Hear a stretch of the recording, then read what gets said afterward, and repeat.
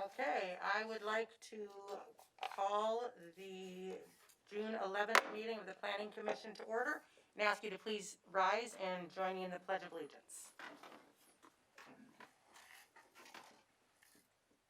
I pledge allegiance to the flag of the United States of America and to the republic for which it stands, one nation, under God, indivisible, with liberty and justice for all. Thank you. And that brings us to roll call. Chair Nemeth, Here. Vice Chair Avery, Here. Commissioner Fraza Singh, Here. Commissioner Henderson, Here. Commissioner Smith. Here. Thank you. All right, we are all here. That brings us to item 4, the review of the agenda. Yes, so on the dais, our planning commissioners have memos for item 8D, just detailing some changes to some conditions of approval. Our planner, Justin, will go over those during his presentation. And item 8E, which is a response letter. We received a letter from the applicant, and the memo is a response to that. Also in the binder is the reclamation plan as referenced in the staff report. For item 8F, as the memo indicated within the packet, there wasn't anything to review. It was just a memo stating a request from the applicant to continue the item to a date uncertain because of some items that they would like to work through with the California Department of Fish and Wildlife on the environmental document. We did receive some public comments on this item. We can include them in the formal record in the time that the Planning Commission actually hears the item in the future. So we will receive them now and keep them in the file and include them in the future when you hear the item. I think Noel can clarify if I misspoke on anything for that one. No, you're good. Good job. Thanks. And that's it for agenda review. All right, thank you very much. At this time, may I please get a motion to continue item 8F to a date uncertain? So moved. All right, I have a motion and a second. All in favor? Aye. Any opposed? All right, we will hear item 8F at a future date. Thank you. May I please get a motion to waive the full reading of all resolutions? So moved. I have a motion and a second. All in favor? Aye. Aye. Any opposed? All right, thank you very much. The motion carries. Item 6 is public comments on our consent calendar item, which simply is the approval of last month's meeting and any items not on the agenda. Did we receive any e-comments? We did not. Okay, thank you very much. That brings us to our consent calendar, approving the minutes from our last meeting. May I get a motion? Move to approve the minutes from the May 14th meeting. Second the motion. I have a motion and a second. All in favor? Aye. Any opposed? All right, motion carries. The minutes are approved. That brings us to our first public hearing, item 8A. And this item will be presented by Assistant Planner Skip Smith.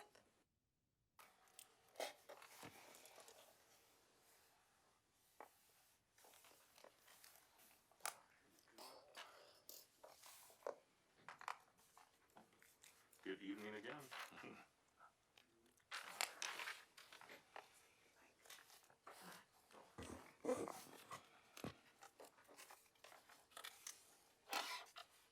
So the applicant, City of Palmdale, is requesting to complete Phase 2 of Yellen Park, which is located at the southwest corner of East Avenue S and Hillcrest Avenue. And the site is approximately 15 acres. And Phase 1 of Yellen Park was legally established through CUP, Conditional Use Permit 11-006, which was adopted and approved by the Planning Commission on June 9th, 2011.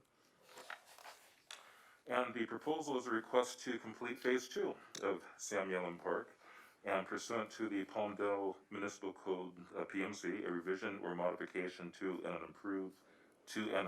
approved conditional use permit, such as the Phase 2 expansion, must be processed through application of a major modification to the CUP.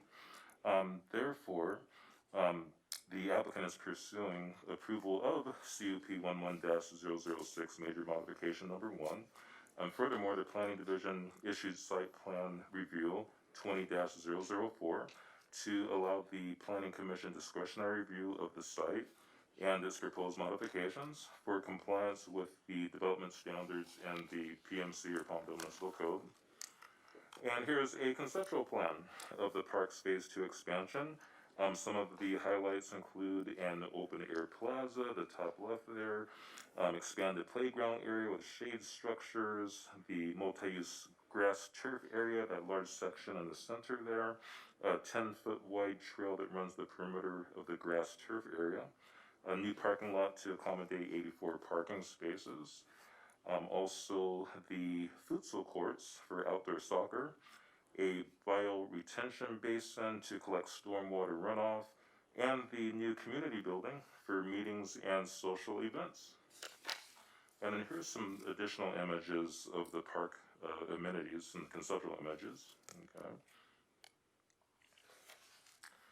And the main highlight of the park expansion is the Sam Yellen Community Building, shown in this rendering here, and it's approximately 2,000 square feet and includes a mix of building materials such as the standing seam metal roof, an open breezeway with full wood beams. The structure also consists of colored and perforated metal panels, as well as concrete masonry unit blocks covered with smooth textured stucco. And the building will be available for community meetings and social events. And it also contains restrooms, as you can see in that lower picture, the second half there, through that breezeway. And here is the environmental review slide, and pursuant to the California Environmental Quality Act, an initial study has been prepared for the proposed project. The initial study analyzed the potential for environmental impacts, and all topics are found to have either no impact, a less than significant impact, or a less than significant impact with mitigation incorporated. And mitigation measures for biological resources, cultural resources, and tribal cultural resources were included to reduce impacts within these topics to a less than significant level. The Planning Division received general comments from local agencies, as well as comments pertaining to the adequacy of the initial study and mitigated negative declaration from the California Department of Fish and Wildlife. Because of this, minor revisions to the draft initial study mitigated negative declaration have been incorporated into the project's final initial study mitigated negative declaration, mitigated monitoring and reporting program, and conditions of approval. None of the comments, responses, or revisions constitute significant new information that would require recirculation of the mitigated negative declaration or the necessity to prepare an environmental impact report. And these are the options for the Planning Commission, which are to approve, continue, or deny the project. Option 1 is recommended. And that concludes my presentation, and I'm available for any questions. Thank you very much, Mr. Smith. You're welcome. Do any of the commissioners have technical questions for staff at this time? Not a technical question, but I just want to ask, with respect to the amenities, that is not a template, that's actually what it's going to look like, correct? To the best of our knowledge, and perhaps Oh, I'm sorry, that is a template. we have Emil here as well to. I didn't want to usurp the process. That's okay, no, that's fine. Good evening, commissioners. My name is Emil Karnaf. I'm with the Public Works Department. I'm the project manager on this project. And what we have here, the layout, the site plan itself, is due to a couple of rounds of public outreach and also online surveys, where we had well-attended public outreach meetings where it was the residents' input of what kind of amenities they wanted on there. So pretty much what you see on the site plan. Those are most of the amenities that the residents asked for. Well, thank you. Appreciate it, thank you. Thank you very much. All right, at this time, I would like to open the public hearing on this item. And Ms. Saxton, did we receive any e-comments on this? We did not.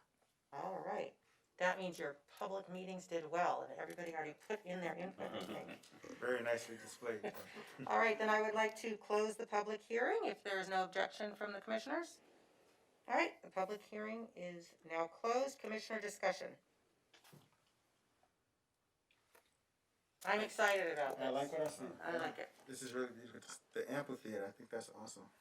Because as lovely as it is right now, there's just a lot of dirt. So this is going to be really a nice compliment to the dog park that's out there already, I think.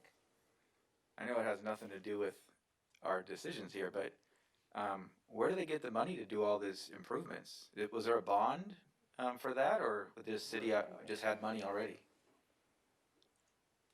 Because that looks like a lot of money worth of work there. Yes, currently the city does not have the funding. We're applying for grants right now. We were denied one grant, but we're in the running for another grant currently. Because you got an amphitheater and the buildings and everything. The last time we did that for like Marie Kerr Park, we passed a bond. It was a big bond for that in a water park. So it looks like quite a project. Yes, it is. I thought the Yellen family had set aside money for this development. That's Excuse me? I thought the Yellen family had set aside money. They donated the land Just the land? to the city, yes. Gotcha. Okay. Thank you. Nice job. Any further commissioner discussion? Can I get a motion?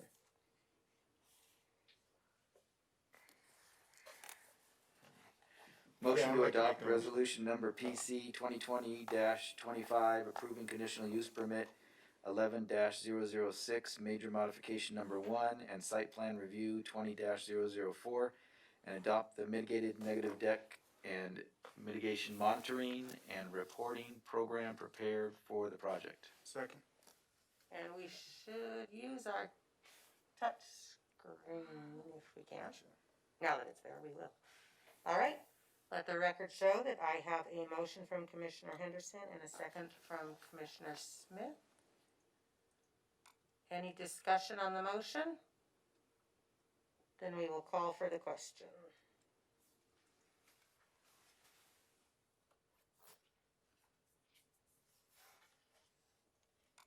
And let the record reflect that the motion passes with 5 yes votes. Now go raise that money. Yeah.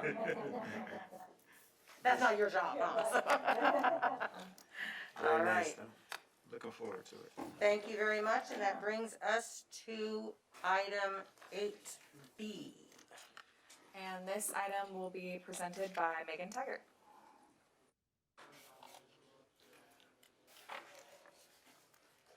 Hello, good evening, everyone.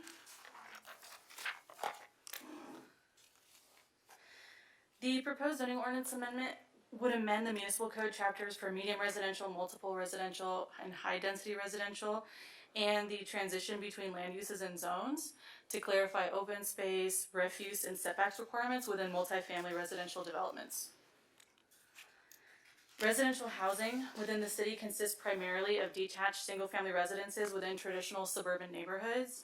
Given the imbalance of housing types, the need for renter-occupied housing to accommodate the influx of employees generated by aerospace and other industries, and the state mandated requirements to provide multifamily housing with the annual regional housing needs assessment, the city needs to find ways to attract this type of development. Staff has reviewed the multifamily development residential standards to determine which modifications might provide some additional flexibility for new developments. And as a result, minor edits to the standards related to those 3 categories have been proposed. In addition, staff is in the early stages of preparing design standards for multiple family developments, so you can expect to receive a staff report on that in the near future. For developments containing 5 or more units, the municipal code requires 30% of the site to be used for common open space. within the medium residential, multiple residential zones, and 15% within the high density residential zone. In general, areas that cannot be utilized currently towards common open space are setback areas, vehicle parking areas, areas between buildings that are less than 15 feet apart, and sloped areas. In order to provide some flexibility to future developments, the amendment proposes to remove reference to areas that cannot be included in the open space requirements and include some additional areas like community gathering spaces, rooftops, clubhouses, gymnasiums, some other indoor gathering spaces.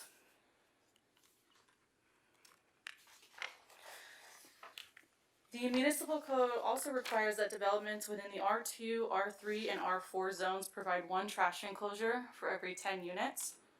However, the municipal code is silent regarding the number of trash enclosures for other types of development. So for all development other than multifamily residential, the applicant is expected to work with the refuse collection company to determine the appropriate amount of trash enclosures for that specific development. Due to the inequity between multifamily residential developments and other developments in the city, and the potential inconsistency between the municipal code requirements and the actual requirements of the refuse collection company, the amendment proposes to remove the language requiring one trash enclosure for every 10 units for multifamily development.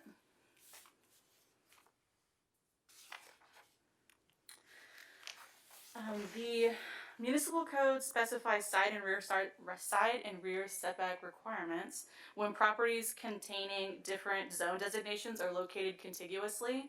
The increased setback is intended to provide a buffer from more intense and less intense uses. The R2 and R3 zone require currently interior side setbacks of 5 feet for each story and rear setbacks of 15 feet. When development is adjacent to existing or proposed single-family residential development, that's increased to 20 feet for both the interior setback and the rear setback. And that requirement is not a requirement for the R4 zone, only the R2 and R3 zone currently. The amendment proposes to remove the increased setback requirement for all multiple family residential uses when they're located adjacent to existing or proposed single-family uses. So with that, you have several options. The first would be to approve, continue, or deny. Option 1 is recommended. That concludes my presentation, and I'm happy to answer any questions. Thank you very much, Ms. Taggart. Do any of the commissioners have technical questions for staff at this time? All right, hearing none, I will open the public hearing on this item. Ms. Saxton, did we receive any public comments for this item? We did. I can read it into the record now. I do assume that this is actually associated with the next agenda item, but because they indicated it was with this item, I'll read it now. So the comment is from Maloney West, and the comment is, will the townhomes be sold or rental property? Will the units be gated? And the position is neutral. Thank you very much. Were any of those just submitted for this item? Next item. Okay, thank you. All right, then if there are no other public comments, I will close the public hearing if there is no objection from the commissioners. Public hearing on this item is now closed. Commissioner discussion. Any comments? If no comments, I'd like a motion, please. B. Somebody doing it? Adopt resolution number PC 2020-022, recommending that the city council approve ZOA 20-003 and project is not subject to environmental review. All right, and if we can get our screen so we can do that as a touch screen as well. Let the record show that Commissioner Fraga-Sains has made the motion. And Commissioner Smith has seconded it. At some point. There you go. I had to touch it. Okay. Any Yeah, I had to discussion make the on the motion? All right, then we shall call for the question.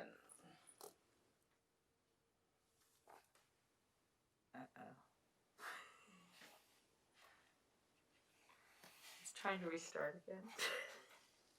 Commissioner Smith, did you? I did. It has to get a little funky square around it or something. Try again. It's not gonna do it.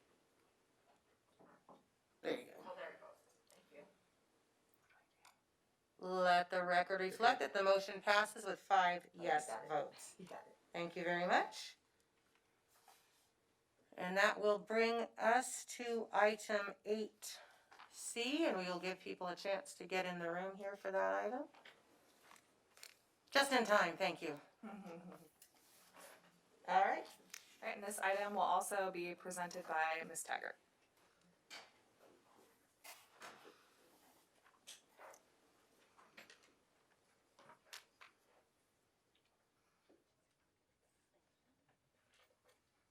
The proposed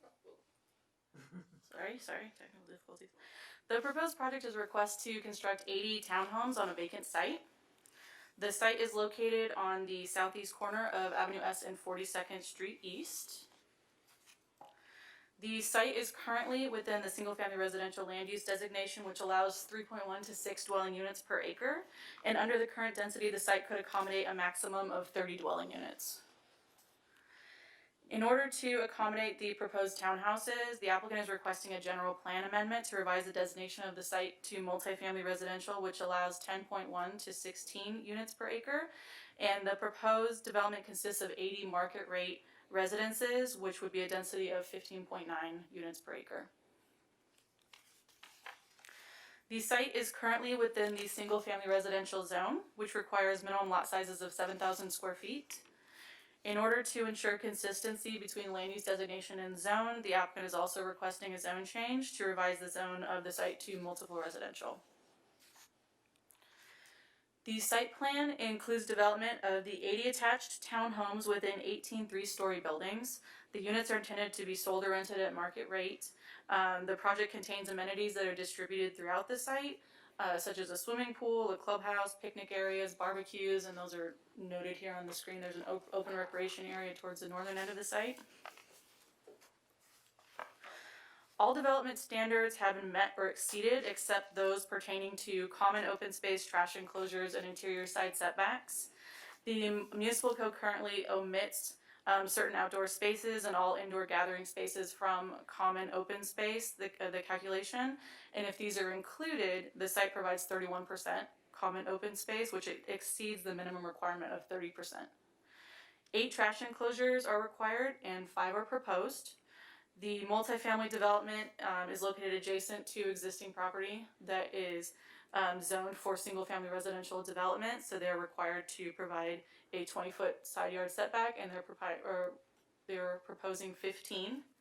And the city has initiated a separate zoning ordinance amendment, which I just spoke about, that proposes to include these other gathering spaces, to remove the trash enclosure requirements and to remove the requirement for increased setbacks adjacent to single-family residential development. So given that the amendment is approved, the site plan is in compliance. And I don't need to say more of that, sorry. The proposed architecture is a modern style consisting of stucco, stone veneer, brick, and metal railing. The proposed colors and building massing have been designed with very careful consideration of the existing residences that are located around the site. There is one new unrestricted driveway that will be constructed. I'll put it on this one. That will be constructed onto 42nd Street East, and a raised median will be constructed across the project frontage on Avenue S. The median will restrict the turning movements onto Avenue S so that it's a right-out turning movement only. And there are 2 additional access points that are proposed from the site, which one is on 42nd Street East and one is on Sorrel Avenue, and those will only be used for fire department access. Pedestrian access will be provided from new sidewalks in and around the site, and the municipal code requires 2 1/4 parking spaces per unit, which would be a total of 180 parking spaces, and 195 parking spaces have been provided.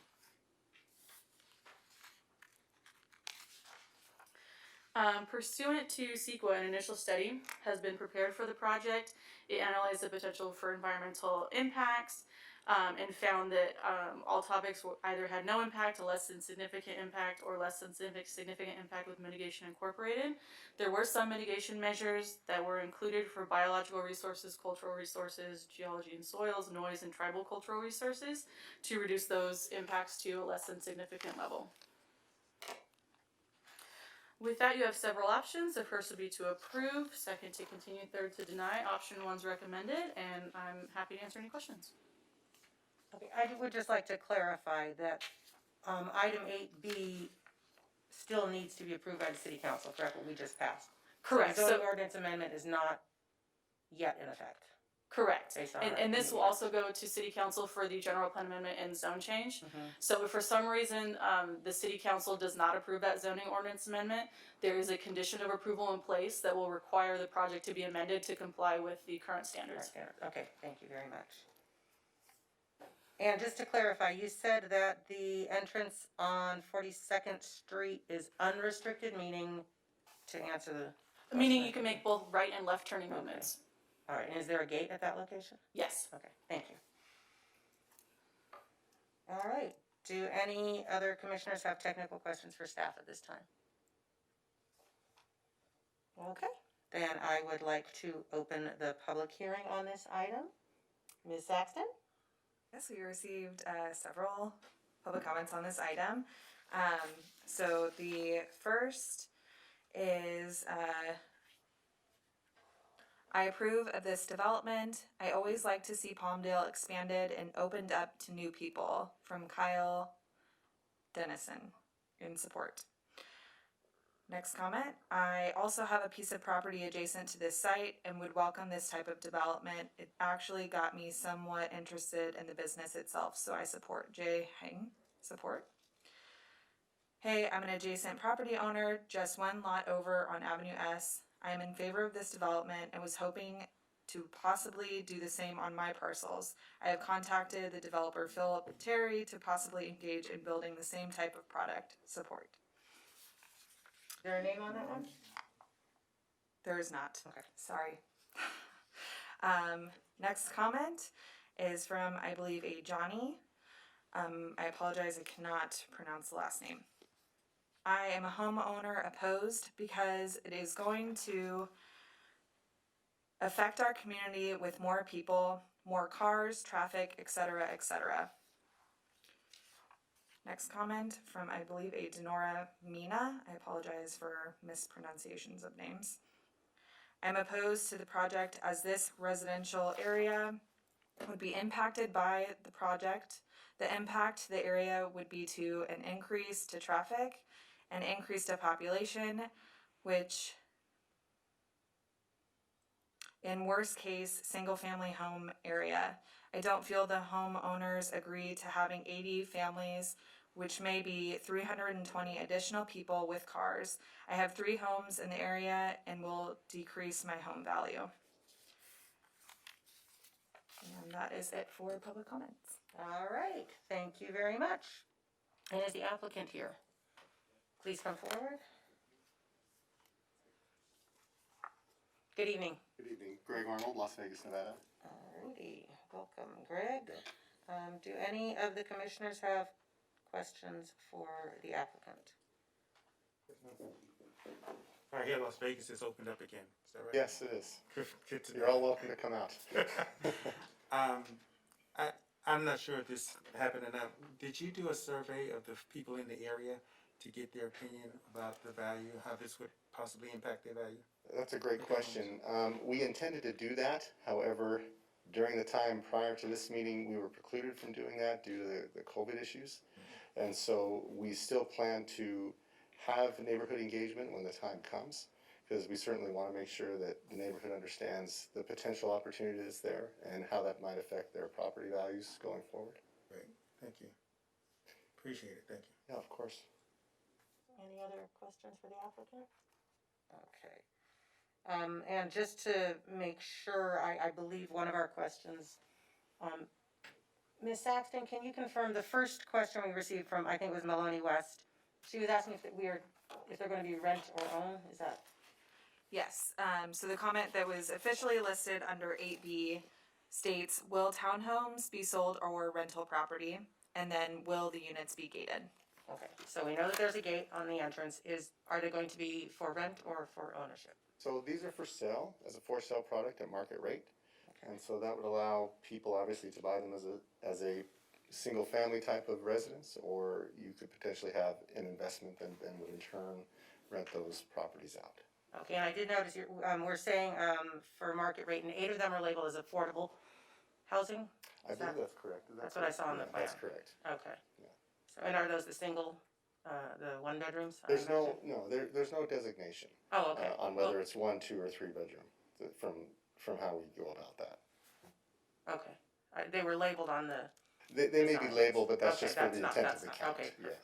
okay, We thank you. don't, to clarify that, we label those for the count to make sure that those have been accommodated for, but they're not necessarily, unit 1 is designated here or unit Okay. 2, we're not allowed Can't to do, do that. I was gonna say, that would be a little bit, Can't do that. So if someone needs a place, whether it's a 1, 2, or 3 bedroom, it's all based on their qualification. okay, thank you very much. Mhm. Are there any other questions for the applicant? Okay, thank you very much. Thank you. Then, if nobody objects, I shall close the public hearing on this item. Commissioner discussion. I live on Avenue S for 22 years and looking forward to another housing project on there. I think in response to some of the nearby residents' concerns, no matter what we do on that land, we're going to increase population, we're going to increase traffic. Yeah. And I think with all the RENA numbers coming down upon us, it's in our best interest to start looking at more multifamily housing, and it's gonna save us a little bit as a community, and it's also going to give people a quality place to live. And perhaps if the amenities are there and they can walk nearby, that there will be a little bit less traffic, hopefully. So wouldn't it increase the value as opposed to devalue the property, in some sense? That would be a Dean Henderson question. Well, we have a supply and demand problem right now, and we really need to fill this supply, because we have a lot of demand. So we have a shortage of property. So really, right now, because we have supply and demand, prices are high. But we have a bigger problem to solve, which means we need to have more units to put bodies in. So, I mean, having more supply sometimes maybe will bring it down, but I don't think this one project's gonna impact the price of that area. I think it's a plus. They're building, a very nice looking project, so I think it'll be a plus for the area. All right. If there is no further discussion on the item, may I please get a motion? In an effort to reduce mask speaking, I move to approve option 1. There you go. All right. Item 8C. Let the record show that we have a motion from Commissioner Avery, I'll second that. and we have a second from Commissioner Henderson. Did I start a trend, you think? You're a trendsetter, dude. Okay, any discussion on the motion? Except about how swift it was. All right, then let us call for the question. And let the record show that the motion passes with 5 yes votes. Congratulations. Congratulations. And be gone with you. Back to Vegas.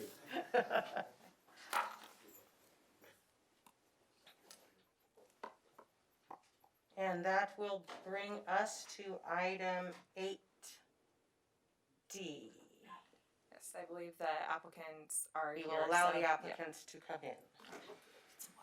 While we take a water break. Yeah. We all grab them. The choice is yours. And this item will be presented by Justin Souter.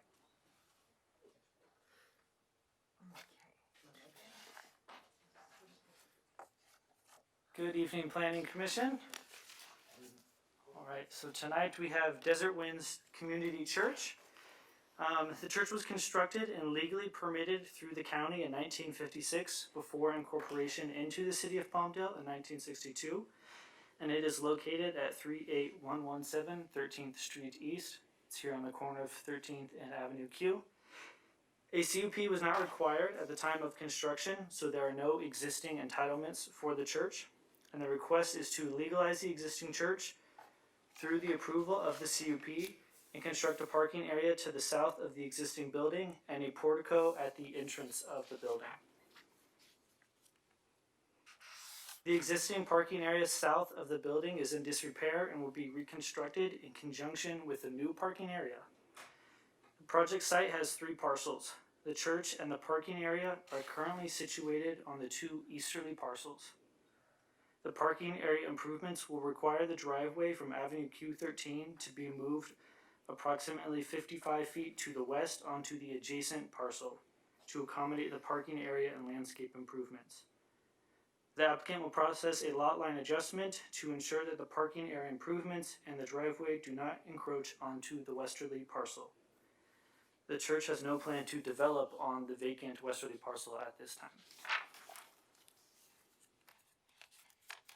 The project also includes minor improvements such as a new trash enclosure, lighting, a covered portico over the entrance on the south of the building, and landscaping, which includes canopy trees to shade vehicles and landscaping adjacent to 13th Street East to shield headlights from shining onto the residences across the street.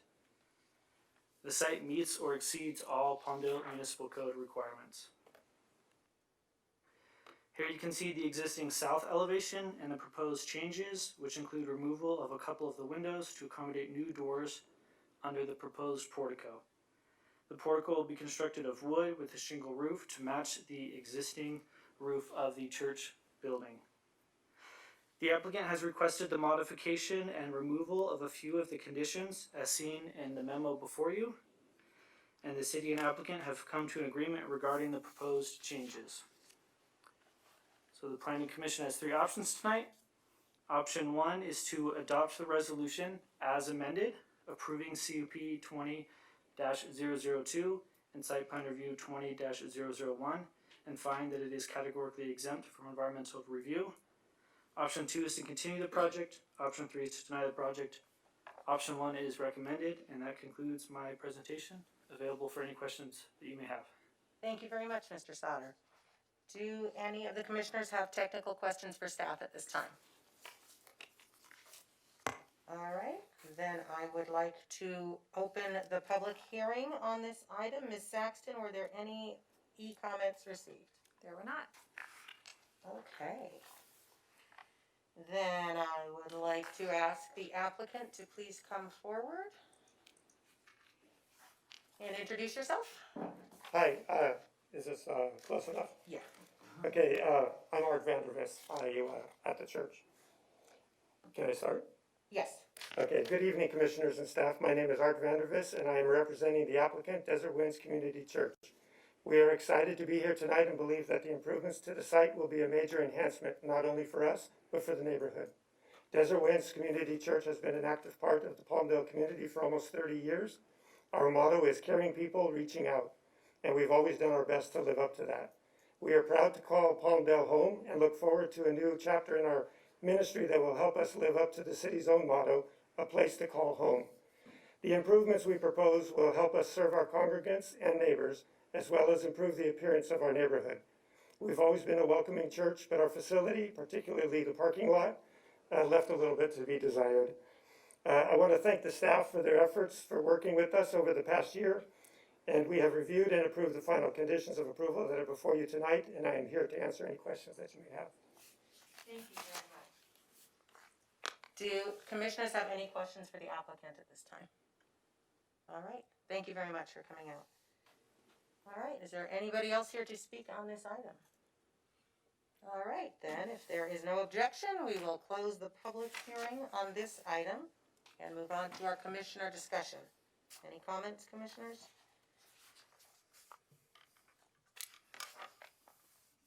I think it's a good thing if the church needs to improve their parking lot. That's saying something, people are going. So, that is a good thing. All right, if there's no discussion, may I please get a motion? I'll make a motion to approve option 1 of item 8D on the agenda. All right, and the trend continues. Let the record show that we have a motion from Commissioner Henderson. May I get a second? And a second from Commissioner Smith. Any discussion on the motion? All right, then let us call for the question. Or go back to the motion, whichever it is there.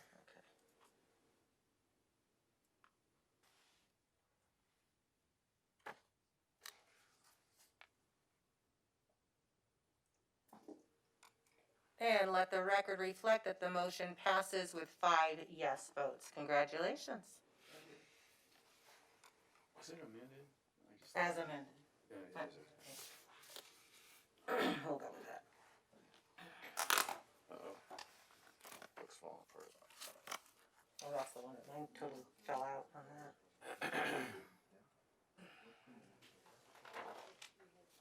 And that will bring us to item 8E.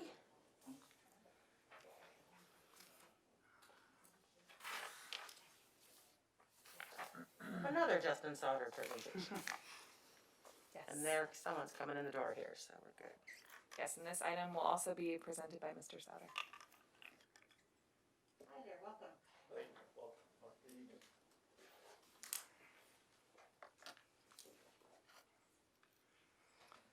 All right, so here we have Vulcan Materials Company.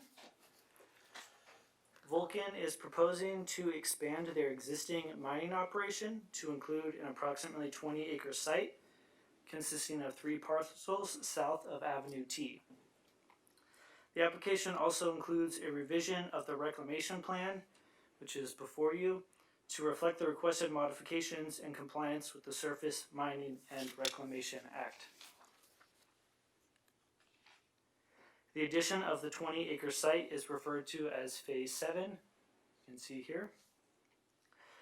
The request does not include any permanent buildings or structures, but the site will contain equipment such as conveyors and crusher cars, which will be moved throughout the site as materials are mined. The primary access to the surface mining operation expansion will be from existing on-site access roads established by the existing mining operation. There are no new driveways or entrances proposed on Avenue T. The draft conditions of approval require the applicant to provide standard street improvements for Avenue 2 across the expansion of the frontage, including curb, gutter, sidewalk, paving, and lighting. The original CUP 0801 included various street improvements, some which have not been completed. The draft conditions specified that the street improvements shall be initiated prior to commencement of Phase 7 to ensure the improvements will be completed in compliance with the original approval. Staff has met with the applicant on several occasions regarding the conditions for the street improvements. Staff received a letter from the applicant requesting changes to the conditions, and staff has responded in a memo before you tonight. You have both the letter from Vulcan and our response to the comments. Staff is confident that we have a fair solution and recommends that the conditions stay as written in the resolution. The Planning Commission has 3 options tonight. Option 1 is to adopt the resolution approving CUP 0801 Major Modification Number 1 and the amended reclamation plan, and find that the project includes minor alterations to the previously adopted mitigated negative declaration for the previously approved project as outlined within the addendum. Option 2 is to continue the project. Option 3 is to deny the project. Option 1 is recommended. That concludes my presentation, and I'll be able to answer any questions you may have. Thank you very much, Mr. Sauer. Do the commissioners have any technical questions for staff at this time? Okay, I know we did have a document submitted, so make sure everybody's taking a look at that. And read the notebook. No, just kidding. Okay, if there are no technical questions. Yeah. Then, I would like to open the public hearing on this item. Ms. Saxton, do we receive any e-comments on this item? We did not. Okay. Then I would like to invite the applicant to come forward and please state your name. You will have 3 minutes to speak to us and have at it. All right, good evening. My name is Jeff Cameron with Vulcan Materials, and I just want to thank you commissioners for this opportunity to come before you and discuss this project. Vulcan has operated our Palmdale facility for 55 years. We employ 23 employees, 9 of which live in the city of Palmdale. Our facility is one of a few that provides a readily available local source of construction material that's used in the city and throughout Antelope Valley. Beginning in 2018, Vulcan initiated the studies to support the application to expand the project, specifically adding a new 20-acre mining phase. This is the project that's before you this evening, and for which staff has recommended for approval. While Vulcan appreciates and supports the staff's recommendation to approve the project, we respectfully request that the commissioners modify condition of approval number 4, which provides that in order to commence mining operation of phase 7, Vulcan shall initiate construction of street improvements. Vulcan is amenable to initiating construction of street improvements prior to commencing operations in phase 7, but would like to clarify what is meant by the term initiate construction of street improvements, and clarify that the street improvement schedule includes flexibility to account for circumstances that may be beyond our control.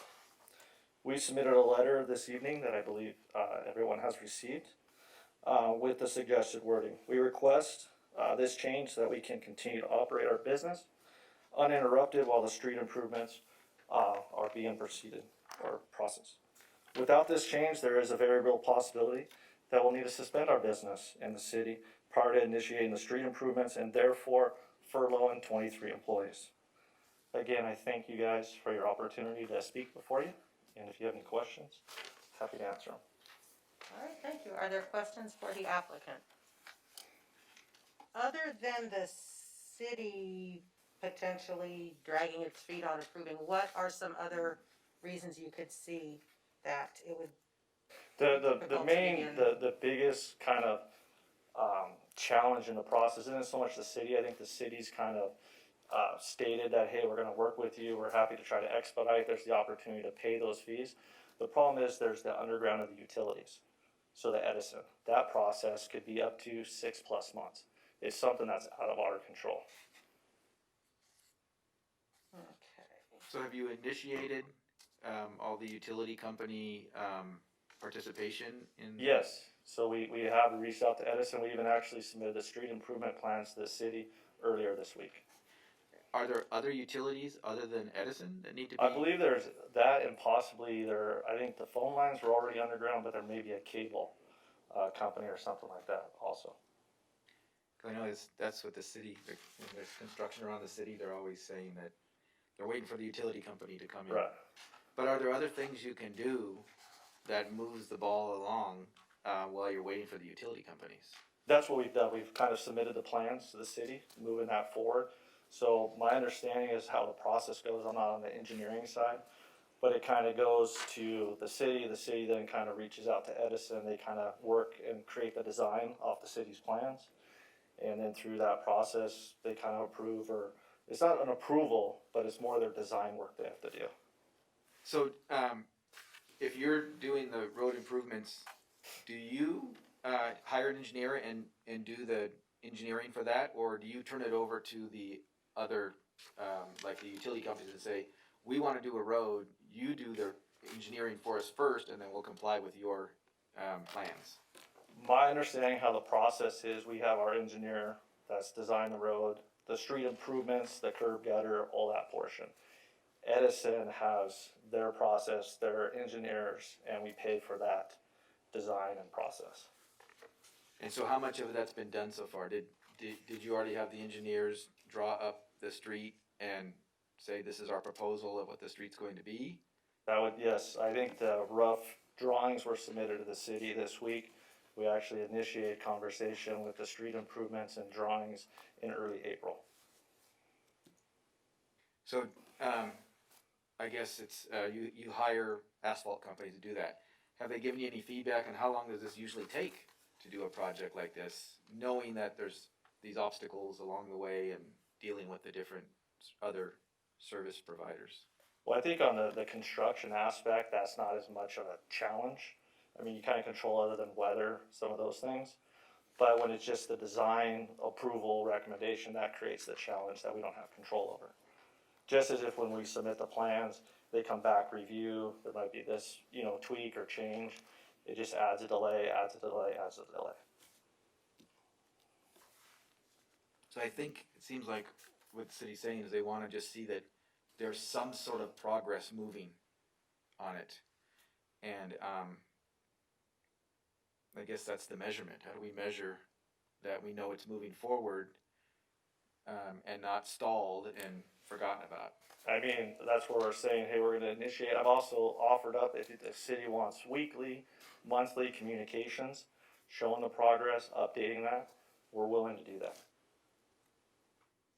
Anybody else? So Vulcan has every intention of Vulcan's complying committed. with this over time, as I mean, we're actually, waiting for all the oh, sorry. pre-documentation, all that to go, but you have every intention of complying with that condition to complete your expansion, correct? Yes, that's correct. And also, I mean, we're looking as a long-term community partner. We're planning to be here for 25, 30 plus years. So it's not like, hey, we just go here, we're done. We have opportunity. The problem is trying to there's other encumbrances that does not allow that today. Okay. Any other questions for the applicant? Okay, thank you very much. Thank you. And is there anybody else here to speak on this item? All right, then if there is no objection, I will close the public hearing on this item and bring us to commissioner discussion.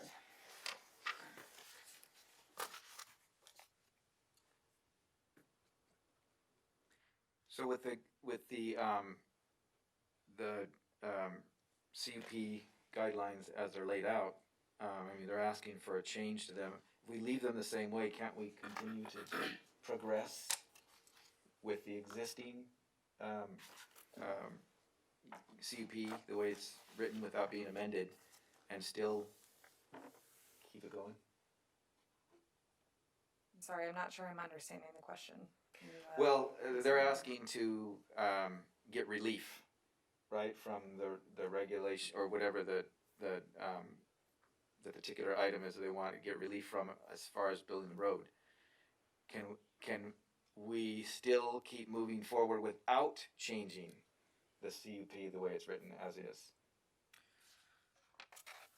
So if we were to proceed as staff recommended? As staff recommended. Yes, so because the CUP, this is a major modification to the CUP that was approved in 2008, and this condition was actually part of that original approval.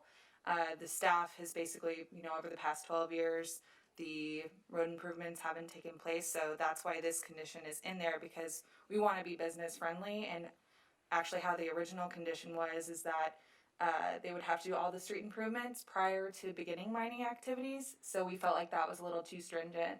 So we said you can start mining once you initiate construction of the roadway.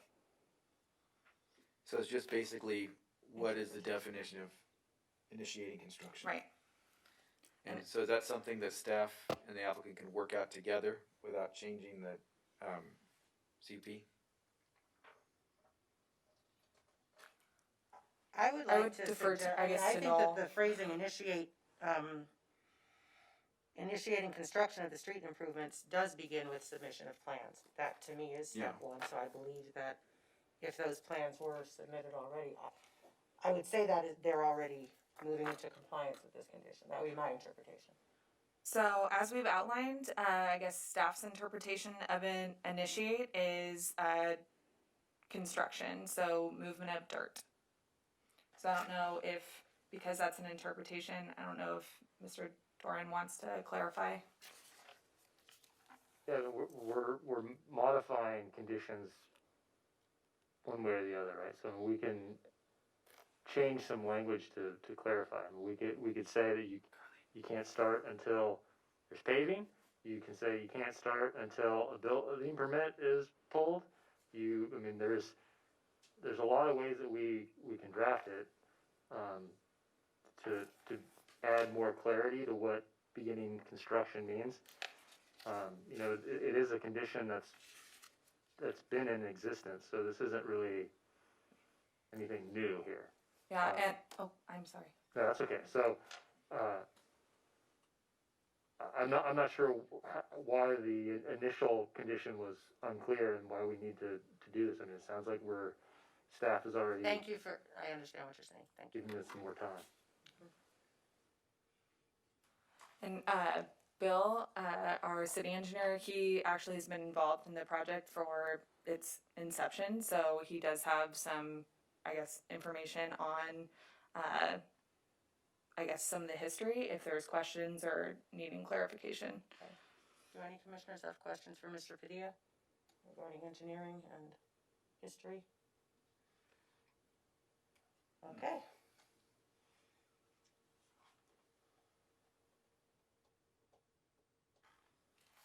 I think with the clarification that the condition has been in there since the inception and we haven't changed it in any way, I think that makes it easier for me to accept it as it's written and move forward with the document as it is and has been.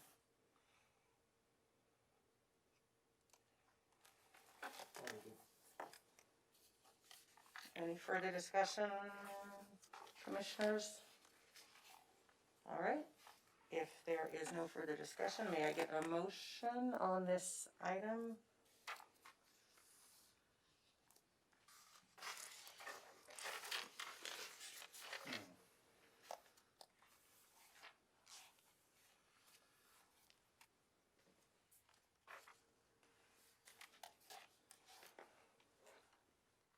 And if there is no motion,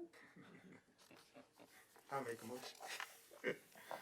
So, I forgot how you phrased it, Bert.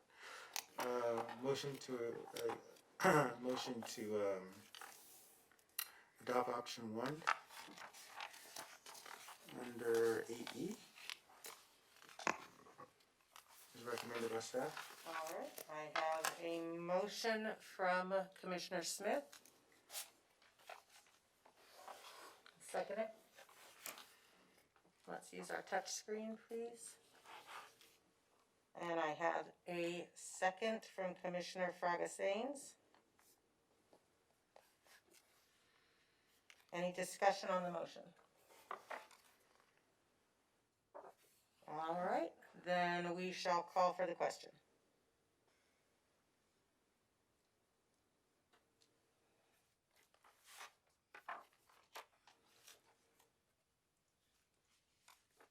Let the record reflect that the motion passes with 5 yes votes.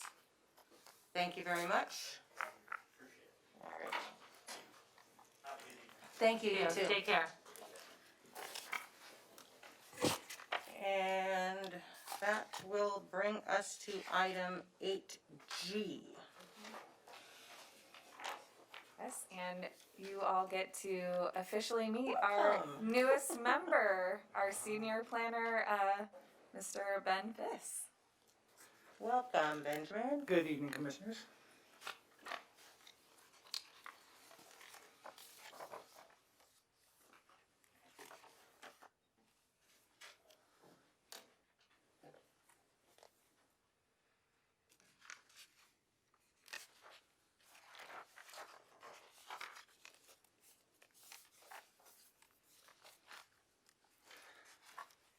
Good evening. Tonight's project we have is conditional use permit 16007 and site plan review 19007. It is a request to allow a heavy processing recycling facility, conversion of a house into an office, and an outdoor commercial storage facility area. The project is located, let me skip ahead here. The project is located on approximately 5 acres at 38939 15th Street East. The existing site consists of a 1,200 square foot residence, a 2,400 square foot metal structure, concrete pad, and outdoor storage. The proposed heavy processing recycling facility and commercial outdoor storage area are currently illegally active at the site without city approval or a business license.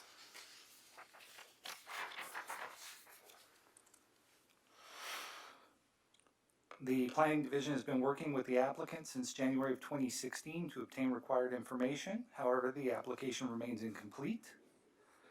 The applicant is currently illegally operating a commercial storage yard and recycling business without permits or a business license. Other unauthorized uses are leasing spaces to be used as primary base of operation for towing, gardening, or construction businesses on the site.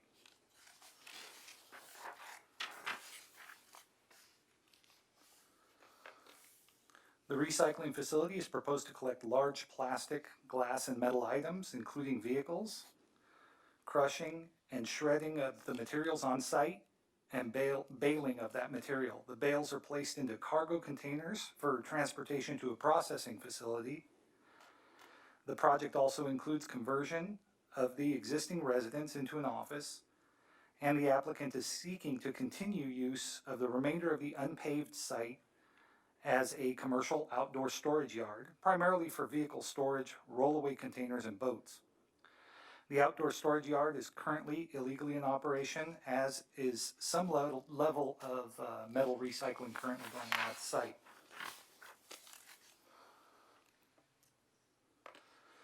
The project is inconsistent with several goals, objectives, and policies of the general plan. The heavy processing recycling facility use should occur completely indoors to reduce noise and air quality impacts on adjacent and nearby properties. The M1 zone is intended for light industrial uses and associated operations, including assembly, fabrication, packaging, and transport, where operations are conducted primarily indoors. Heavy processing recycling facility is permitted by conditional use, but as proposed, the conditions prescribed by planning staff are not being met. Both the current condition of the site and the proposed project lack adequate screening, particularly along the south elevation, which is primarily visible to the residents along Avenue Q. Both the current condition and the proposed project lack visually interesting design and use of quality materials. In this case, the lack of quality materials is key because industrial uses generally require a higher standard for materials than is existing or proposed for this site. The project, as is proposed, includes approximately 3% of the required 10% landscaped area. Lastly, the proposed project lacks a safety and security plan.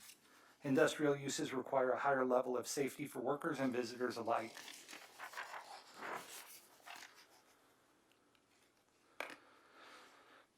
The project does not meet several design standards as required by the PMC. Parking is provided only for the proposed recycling center use. Less than 5% of the site is proposed for landscaping. No screening is provided, particularly on the south elevation. And the site is not proposed to be surfaced, which would also require adequate drainage, lighting, landscaping, and security.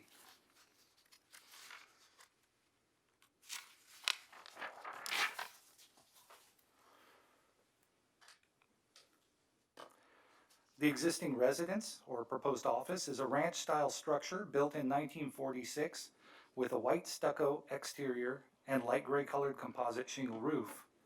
The existing metal structure is made primarily of steel poles cladded in mismatched and missing corrugated aluminum panels. Various items, including tires and ladder, can be seen on the roof of the structure, possibly holding down aluminum panels. In addition to the aesthetic blight, the condition of the metal structure does not appear to be safe. The applicant is not proposing any alteration to the existing structure. The existing structures would need to be subjected to structural observation by a licensed structural engineer and brought up to current 2019 building code requirements for reuse.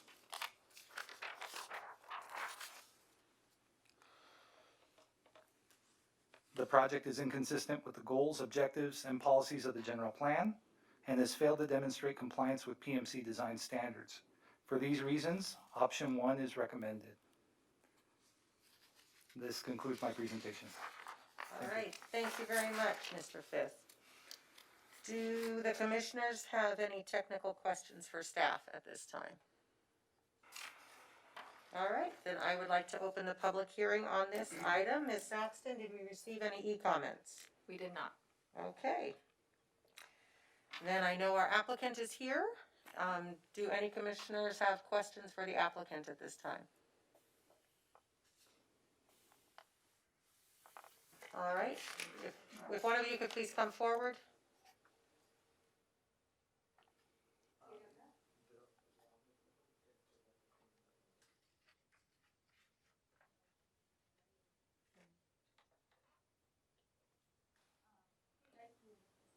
Yes, you may come forward. You Yeah, can, just you come can to the translate. microphone and tell us your name, and you'll have 3 minutes. Okay. Sure, you may, thank you, yeah. Mi nombre es Antonio Valles. My name is Antonio Valles.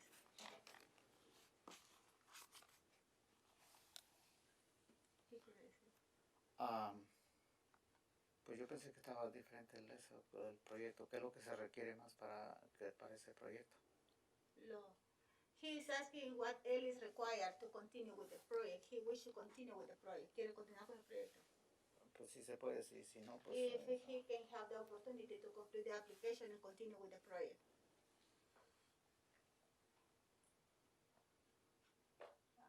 ¿Qué más quieres saber?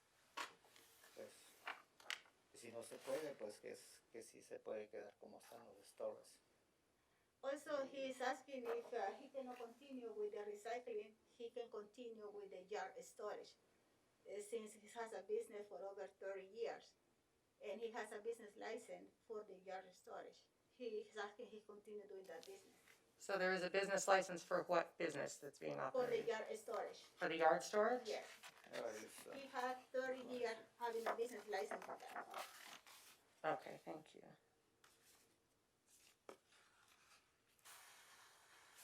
Otra petición. No, eso sería todo. That's all that he's asking. If he can have more time so he can complete the application and address all the comments from planning department, or he can have if the application, he cannot continue with the application, he's asking if he can have the yard storage since he already have the business license for that business. Okay, and it appears from everything we've received that there's been an awful lot of communication between the city. Yeah, I want to explain you the situation that we have. Since we are starting working with him, at the beginning we just start submitting the application for the recycling center. I was hired for that. But when he got the property, the yard storage was already working like a yard storage. He didn't know at that time that it was building and safety didn't have any record for the yard storage. The previous owner only provide him proof of the business license. So he continued with that business, and during the process, planning department find out that the yard storage didn't have any plan at all, and no record of any permit. So we were asked to add, also because it's one whole parcel, add the yard storage together with our application. So we did. And during this process, we have been working for 4 different planners. So every planner asking for things, we provide the stuff, and they start asking for more and more. At this point, he's asking to screen the whole property. He was asking also to have a concrete planning for the whole property, which is almost 5 acres. Do the street improvement, and at that when he filed the application, he didn't know that all this improvement need to be done because he was counting that only the recycling center was about to do. So also he also asking if he can only have the regulation for glass and plastic, and if he also have the regulation, not the metal that he's doing right now, only regulating glass and plastic. He will have to do all these improvements that he has to do because there is no any way he can afford all this work. Okay, thank you very much for that clarification. I appreciate that. Any other questions for the applicant? What's your name? My name is Marta Candray. I'm sorry. Marta Candray. Are you a partner with him or? Yeah, I have been helping him to file the application, doing the plans, and that's why I'm familiar with the whole process. Thank you. I have a question. So, Mr. Vice, are you the owner of the property? Yes. Or you own all the property? Okay, and the buildings and how long have you been there? Got over there the past 2 years. No, I guess, ¿cuánto tiempo tiene de ser dueño de la propiedad? Oh, solo 3 años. Pero you were the owner in 2016, right? Like 4 years, since 2016? Okay, and you bought the property and everything on the land from somebody else? Compró la propiedad y todo lo que está en la propiedad de alguien más? Sí. Yes, he got it from someone else. Okay, thank you. All right, thank you very much.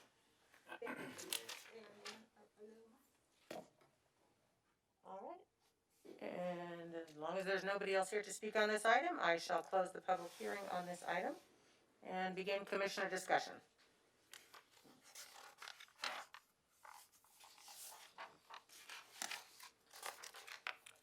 So it sounds like he bought the property with already an illegal use, and the person that sold it to him didn't disclose to him that what the property was being used for was an illegal use. He's just trying to clean up, trying to bring it into compliance. But he says that he has a license to do something. Is that true? Already? And does that comply? So our records, within the city of Palmdale, that site and that use does not have a business license on file. So there is no business license there at all? Correct. There's a business license for a business, but not on that property. That's probably Oh, for a different address. perhaps. Bringing into evidence. Mr. Dean. Interject. The previous owner of the site had a business license issued by the city and continued to renew that business license year after year. And that did date back quite a ways. But the business licenses are not transferable. Oh. So when he sold the property, Mr. Vias was responsible to come and obtain a business license. That's Based on 2016 standards, probably, right? Whatever the. Yeah. Because he had a business license, let's just say his business license, 25 years old, it was based on 25-year-old regulations or whatever. So in 2016, if he's gonna now, if changes, and he has to get a new license, he has to comply with 2016 guidelines, city ordinances or whatever. And so there's not been a license from 2016 to now? There's been no license? correct. Okay. Correct. The previous owner's license is expired, and a new one has not been issued for the site. It's in Robert Blackman's name. Oh, he renewed it in the name of the previous owner of the property. Oh. In I see. 2019 though, but that one's expired. Yeah, it's expired, but it was always Robert Blackman's name. Yeah, that was the previous. Kathy has some experience in business license, which is why she's looking over stuff right now. From what I see in this conditional use permit, the standards are not being met in this particular request, and I don't know that financially they possibly could be met for this, so it would be in everybody's best interest to deny this conditional use permit and perhaps get a new site plan review with the new business concept that he's thinking that he can't afford, because this would just, to approve this, firstly, it doesn't comply with everything, and secondly, well, I guess that's the most important thing, it doesn't comply with our standards, and therefore I believe that we should deny the CUP, because I don't think that it could possibly be followed through. I'd just like to say, you know, I try to always, if I can, side with the small business owner.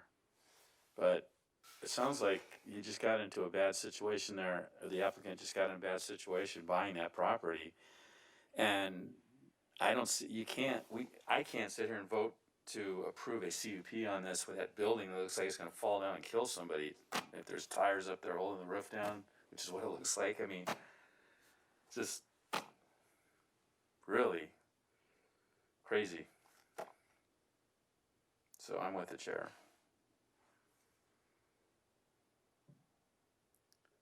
Any other commissioner discussion? I'll make the motion to approve option 1. Oh. The AG. Of, yes, 8G. We're just chilling for a minute here. We're waiting for that screen to come up. I'll second that if it hasn't been We seconded. have a motion from Commissioner Avery and a second from This is Commissioner a motion Henderson. to deny the project. He's gonna do it? I think you, don't fight over it, For boys. clarity, this is a motion to deny the project. Yes, Alright, thank you. option 1 of item 8G. That's our new phrasing for the evening, that's how we're doing this. All right, so let's call for the question. And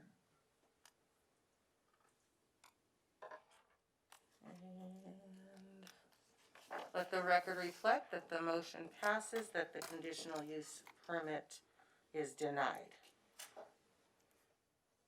So back to the drawing board, but good luck with you. Good luck. Sorry. Thank Sorry you. about that. All right, and that brings us to item 8H, which has been withdrawn. So you're free to go. Thank you. Have a lovely evening. All right, thank you. Good job. All right, and that will bring us to item 9, staff communications. Yes, good evening. So unfortunately, we had a little bit of a rush with all the memos. So the draft agenda was not. It was? Oh, yay! Man, I didn't. I know. Perfect. Just kidding. I apologize. So as you can see, we have 4 items that are potentially going to be in front of you next month. I did want to note that we heard some of the discussion from the commissioners for last meeting, and we have followed up with the cell site that was supposedly, or was approved, I apologize, as a flagpole. And we have sent them a letter asking them to come in compliance with how the planning commission approved that project. So if there are any more things like that, please make us aware, because we want to make sure that we're upholding your decisions going forward. Thank you very much. Yeah, so that's it. Oh, all right. And actually, Just a minute, dude. yeah, You talk to me. Got the gavel. I do have a gavel. we do And I have really some, good aim. some updates that our deputy city manager would like to bring to your attention. All right, Mr. Behan, please step forward, state your name, and you have less than 3 minutes. Mike Behan, Deputy City Manager. I wanted to come and talk about the Virgin Trains system, the rail system from Las Vegas to Victorville, and just wanted to give you a quick update. So we've talked to their management team, and construction is going to start in the fourth quarter of 2020, so it's starting soon. In terms of construction, we'd heard that they were going to start in Las Vegas and then work their way down to Victorville, but they're going to start on both sides. In the middle, they're going to do a bunch of different sections, and there's going to be a Golden Spike Party in Bishop.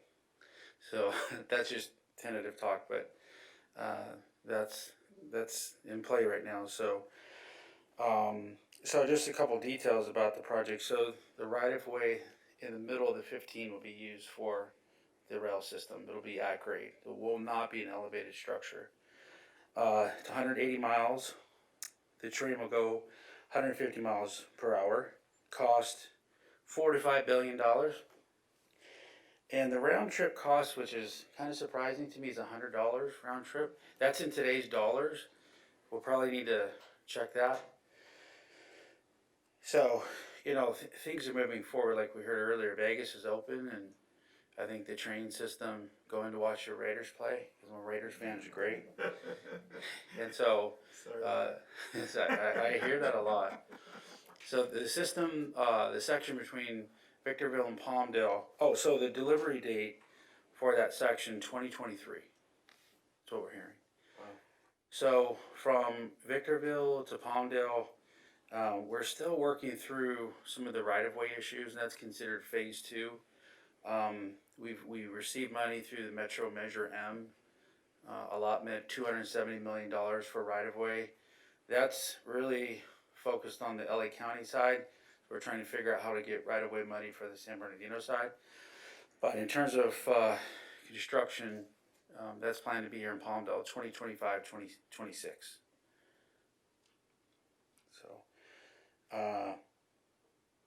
and in terms of the California High-Speed Rail, we're going to be presenting a station area plan to you folks in probably September-ish, right in there. The California High-Speed Rail has issued an EIR for the Bakersfield to Palmdale section. We did provide comments. And the EIR for the Palmdale to Burbank section is coming out soon, so we will look at that as well. And in terms of arrival to Palmdale, 2033. All subject to change based on a variety of elements, but those are the dates. Just wanted to take a moment to update you. Thank you. Okay. Actually, sorry, Madam Chair. I forgot to write down 2 things I would like to update you all on. Ms. O'Brien will be reaching out to each of you to schedule a kind of a briefing little presentation, kind of in the same light as typically Mr. Doran gives you presentations on Brown Acts and things like that, but a more interesting subject, which is vehicle miles traveled. It's essentially a new way of analyzing traffic under environmental analysis. So it's a big change that's going to be starting in July. We want to make sure that when you have an environmental document in front of you, you really understand that analysis and that process. And also, That's more exciting than the Brown Act? I don't think so. Ruben and Bill definitely think so. And then the other thing is our general plan update. So obviously we kind of took a little bit of a pause, but we're back full force. We had a virtual GPAC meeting, which went great, and we're actually about to enter into our second phase of public outreach. We're looking at that a lot differently given the current state of the world, but we're excited to explore new ways of reaching people. And a really great indication and something we're really excited about is that the YouTube video that was a live stream of our GPAC meeting, we've already had over 200 views on that, which shows to me that, you know, people are watching it and engaging, and to get that amount of views on one meeting is a really exciting thing. So you will all see our land use alternatives coming soon, so get ready. All right, thank you very much. Mr. Doran, do you have any communications for us? Yeah, I'll be providing Brown Act training right after the vehicle miles travel training. No, I'm just kidding. I will not be doing that, but if the Planning Commission is looking for any training on any subjects that they're interested, please let me know. I'm happy to put something together. I don't have anything specifically in the works, but I'm open to suggestions. Thank you very much. All right, item 10 on our agenda, Planning Commission communications. I need to probably let you know now that I'm going to be absent from the July 9th meeting. I had a trip to Hawaii. I already worked all around my June schedule, so I wouldn't miss the June meeting. And Hawaii changed my date. They said you can't come in until July. So It's extended to July 31st today. no way. Yep. My daughter-in-law is a Delta flight attendant, and she just gave me that bad news because we were trying to go out there too. So you won't be here in August. How about that? Oh, great. Really? So we can't go to Hawaii in July? You can be quarantined. Yeah. For 14 days? Uh-huh. It's only 14 days, man. Oh my Stuck in gosh. Hawaii for 14 days. Well, I may be here in July. I know, right? Well, we'll see how all this goes, right? Yeah. Bummer. Oh my gosh. Okay. Maybe. All right. I'll show you Any other planning commission communications? All right, then I shall adjourn our meeting to our regularly scheduled planning commission meeting of Thursday, July 9th at 7 p.m.